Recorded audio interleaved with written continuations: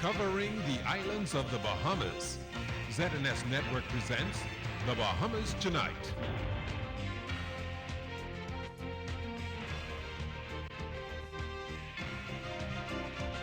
This portion of the news is brought to you by McDonald's. McDonald's, I'm loving it. Good evening and welcome to the Bahamas Tonight, the National Report. I'm Keishla Adderley. Thanks for joining us. Topping the news tonight, celebrations marking the country's 39th anniversary of independence began in downtown Nassau today with National Pride Day. As part of the celebrations, an exhibition was opened highlighting the contributions of Bahamian women who led the women's suffrage movement. As Shanique Miller tells us, the desire to continue the fight toward full equality is still strong among the honorees this independence season. It was a day to showcase Bahamians, women in particular, their work, struggles, and achievements, and the movement that started it all. Today, more than 70 trailblazers were honored for the mark they've made, and in most cases left on the fabric of national development. The women's suffrage movement, which took off in the 1940s, was a catalyst for it all. The anchors of the movement, Mary Ingram, Mabel Walker, Georgiana Simonet, Eugenia Lockhart, and Dame Doris Johnson. Their agitation and unflinching stand for equality and justice brought about a number of changes, including a woman's right to vote, the labor movement, the Burma Road riots, majority rule, the general strike, and independence. Today, more than 60 years later, Bahamian women have climbed to heights in every sector of society. But when you push women and women with children, you see the importance of supporting other women, especially women with children, and not only women, but you have some men. You have some men who really needed that push as well. So in forming the union, it was necessary for me to make that push, which include both women and men. It was never for personal great grandeur. It was always for the good of my country, especially the women, because I work in the field of women in the straw market, and it's always been to try and make it better, not only as a business, but as women, to have them learn and know what it's all about. It was the right time to acquaint people again with our splendid history and the numbers of persons who have been involved in bringing us to where we are today. It's tremendous. And what I like to think about it is that in the 50s, we were not separated by political ideology or even by race. As the country celebrates 39 years of independence, the first official event, National Pride Day, gave countless women a reason to feel proud. An exhibition bearing the life-size portraits of some 60 women was unveiled in Rawson and Parliament Squares to mark the significance of their contributions. Dame Marguerite Pindling is among them. She was happy for the tribute to the women's suffragette movement and noted the work continues. It's very special to me, and I'm filled with pride. I'm overwhelmed, and to thank all the women who started this struggle, and to see, I know that they're smiling today, looking down on us, and we have so much more work to be done because we have to educate the people of this country, especially the young children. They need to know the history of this land. The history of the Bahamas is very rich, and we have to start now. Suffragette Effie Walks knows the struggle only too well, although hers was more of a backline role. She fought right alongside the trailblazers. Today, as she stood next to Prime Minister Christie, she was proud to have the honor of cutting the ribbon that declared the historic exhibition open. Feel great, you know what I mean, because it was a struggle, you know, and I had sleepless nights, but now I can sleep because the young women of today, they are on top of the world, and I am so proud of them, each and every one.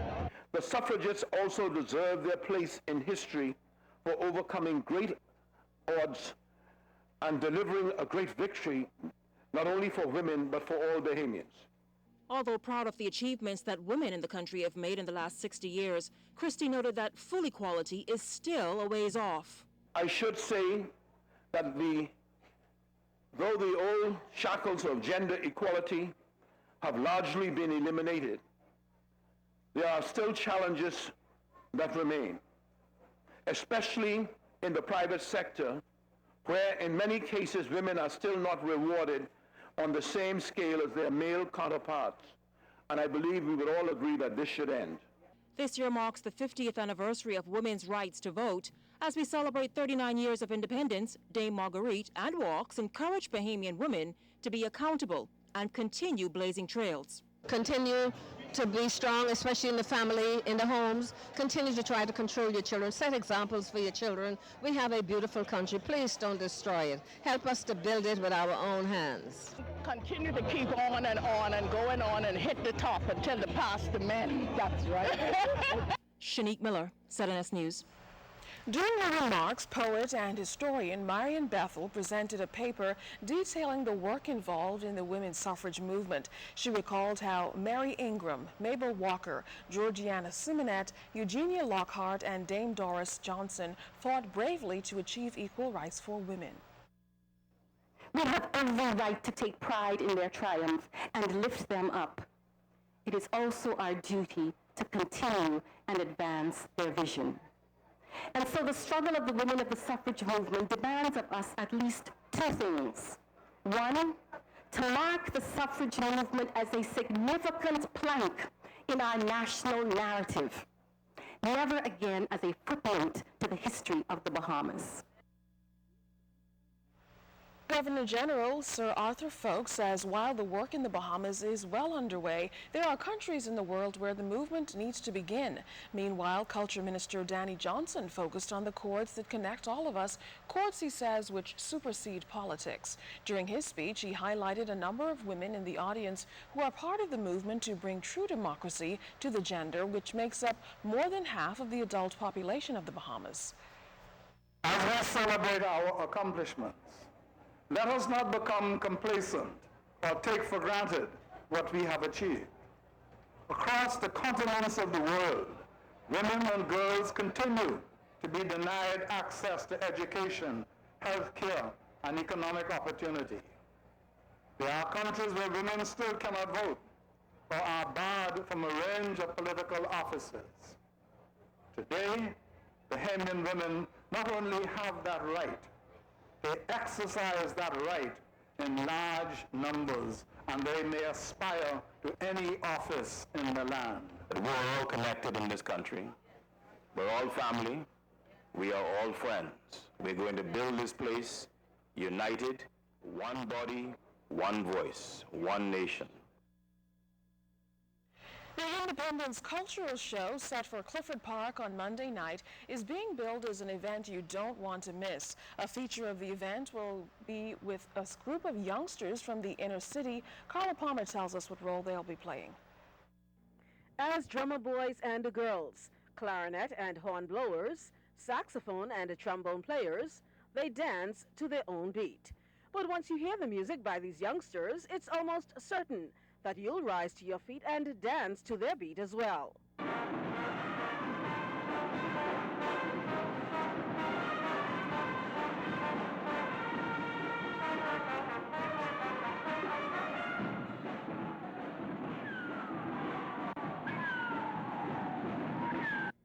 The musical group comprises members of the Urban Renewal 2.0 band, children coming together from all sectors of the country. They are one of several bands that will be performing on Clifford Park this Independence. For the past 3 months, 5 days a week, 3 hours a day, the group has been preparing for the event, and we dropped in on one of their practice sessions.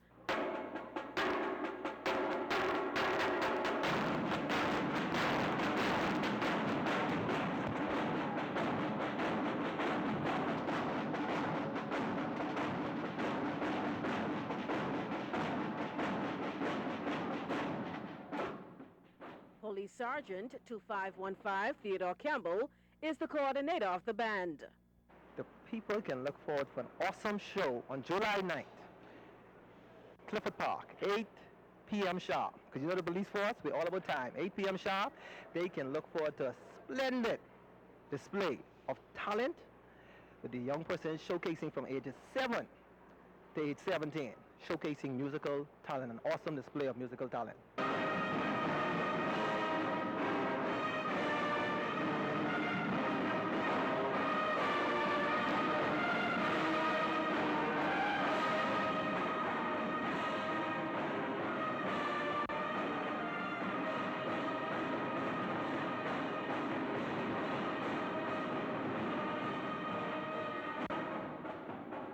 12-year-old Talitha Cartwright has been playing the saxophone since the age of 5.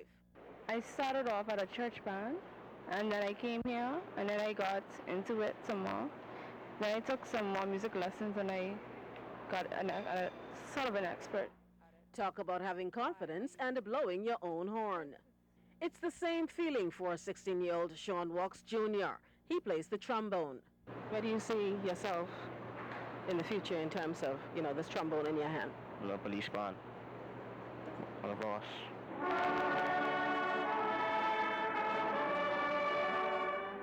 For now, these youngsters are comfortable in their place, committed to their journey of making sweet music for all of us.